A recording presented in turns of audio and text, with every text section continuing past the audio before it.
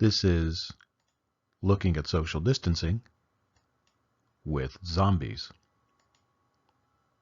How to beat a pandemic, no matter how scary it seems.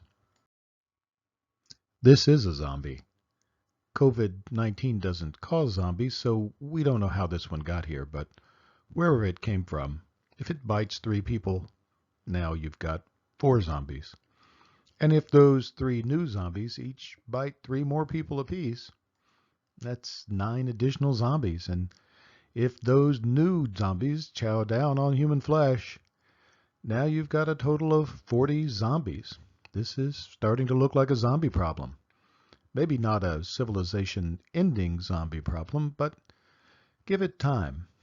Not all that much time, really, because if it's taking just 5 days for each new generation of zombies to come along, within 2 months you've got 797,161 zombies. That's a lot of zombies.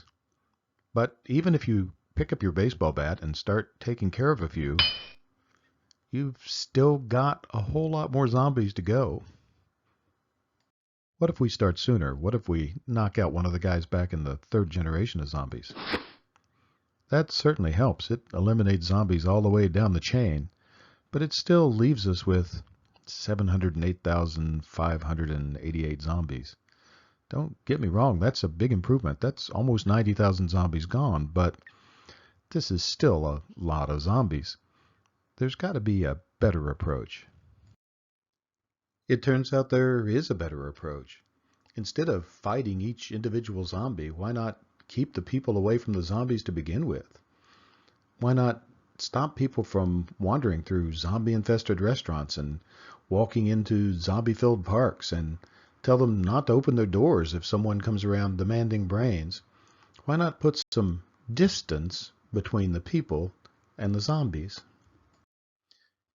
If we can use barriers, even social barriers, to cut down on the number of people each zombie bites, it can make an enormous difference. If instead of biting 3 people, each zombie only bites 1.5, that makes a big difference right away, and an incredible difference down the line, because at the end of 2 months, instead of 708,000 zombies, you've got 1,372 zombies. Those zombies still have to be fought. They've still got to be isolated and contained and quarantined from the rest of the population. But it's a number that can be dealt with rather than a number that's overwhelming. Of course, COVID-19 doesn't cause zombies. It only takes away human lives. But that doesn't decrease the value of social distancing. In fact, there are models that suggest that had there been no social distancing, by this point on April 15th, more than 200,000 Americans might have died. Instead, thanks to governors and mayors and local officials who brought social distancing to their areas, the real number is about 30,000. That's a terrible number, but it's not as terrible as it might have been. Of course, it's also not as good as it could have been. Had the federal government, had Donald Trump, moved in early March to deliver strong federal guidelines, the number of Americans dead at this point could have been between 2,000 and 3,000. And the curve could really have been flattened, and we'd be looking at having this thing over instead of watching the numbers continue to get larger.